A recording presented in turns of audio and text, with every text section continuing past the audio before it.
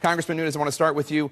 Obviously, you're not a supporter of Obamacare in particular, but why would you call your fellow Republicans lemmings with suicide vests? What's the issue here? Well, thank you for having me on. A few months ago, back in my district and in Washington, I started hearing this strategy that was laid out that shut down the government, don't fund Obamacare, and don't stop until Obamacare is ended.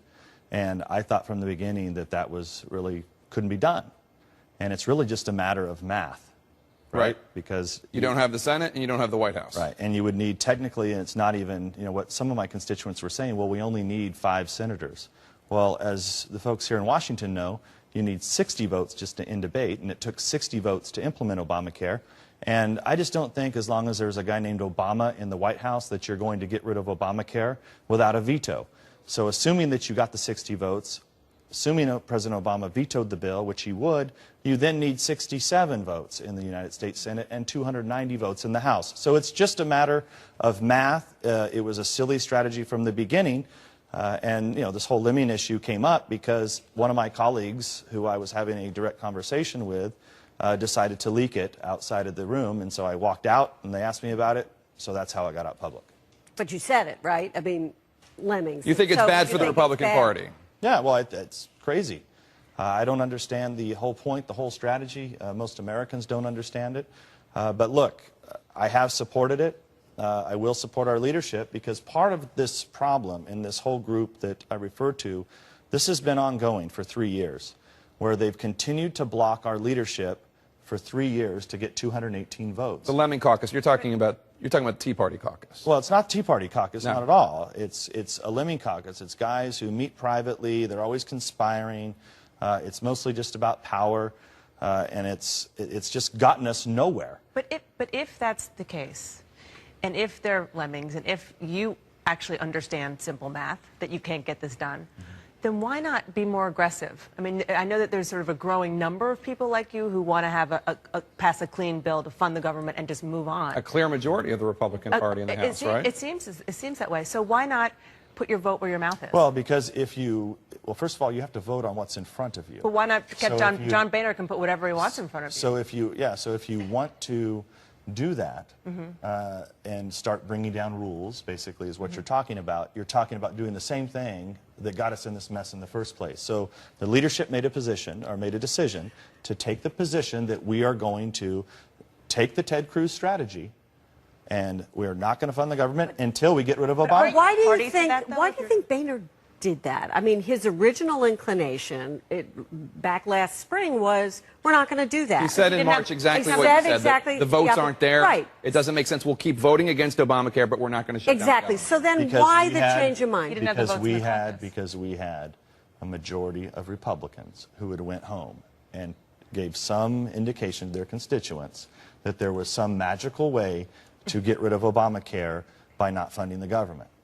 That's why this happened. And I have a responsibility to tell the truth to my constituents, and that's what I've been doing. And you, again, just to reiterate, you would like to repeal Obamacare. Well, I mean, I've been one of the leaders on health care, and I think that's actually one of the problems in the Congress right now, especially with this Cruz strategy, is that I would have respect for people if they were coming up with solutions to our nation's health care problems. Because if really the problem is debt, and people are worried about Obamacare because we're going to go bankrupt and we have $17 trillion in debt. You guys know all the talking points. But it's true, we have a debt problem. But the debt problem was here before Obamacare.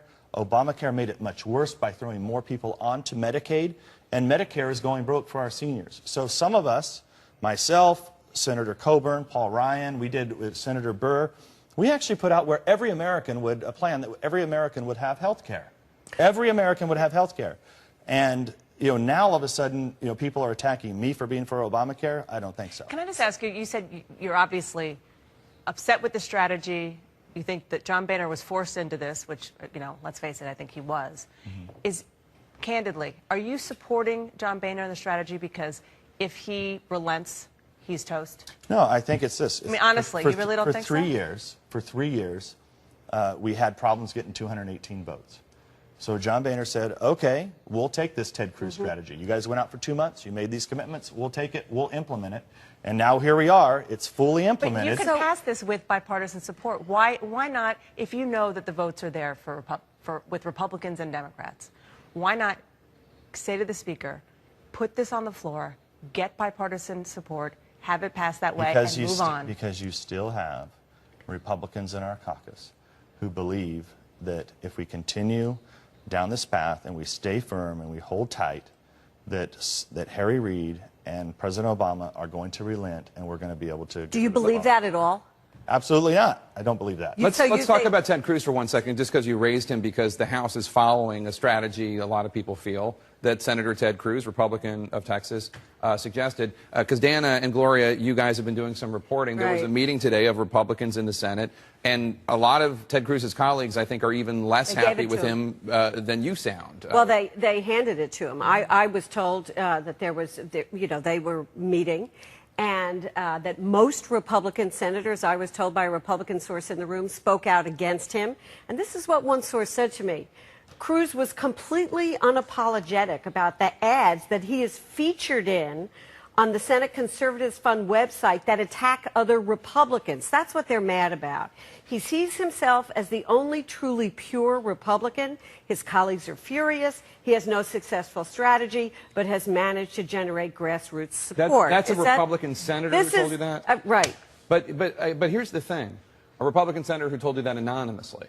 He wouldn't give his or her name, and this seems to be one of the issues. But was in this meeting. But I'm just saying, the people in this town, I hear a lot of Republicans who are willing to criticize Ted Cruz. I'm not talking about you, obviously, because you just did it on TV, but who are willing to criticize Ted Cruz, but not put their name to it. I think you'll see more and more, actually, but there's a reason for that. You know this. There's a reason for that. The reason that they're not willing to put their name to it is because they don't want to get a primary. He is incredibly powerful and popular. How does that happen, Am I wrong? by the way? I mean, you were just talking about the fact that you heard it back home this summer. Yeah, look, I think Ted Cruz is one of the best politicians that's come around in a long time. He's able to rally the base. He's got a lot of money that he's generated. There's a lot of consultants making money off of this, and there's lots of TV ads going on. The problem with it is, it's one thing to be good at politics, it's another thing to be not good at strategy. Why are you not worried about getting primaried? Well, look, my whole career, I made a career of just being honest with constituents, trying to come up with solutions to America's problems, and putting them out there and trying to explain those to my constituents and trying to work on those issues. What do you think of this piecemeal strategy that the House Republicans have had, which is refund the government, but go after the parts that we put on TV, piece by piece, NIH, by what? So you're not going after kids with cancer, so the cuts Veterans Affairs, the parks, so you have the World War II so veterans. take away all the unpopular cuts. But as much as we think, well, no, I think this is, now that we have made the jump, set ourselves on fire and made the jump, we are now in the valley of death. We decided to go into the valley. We have to run together. We have to stay together in order to fight the onslaught that's coming from the White House. We're mixing our metaphors No, here. but that doesn't that seem crazy?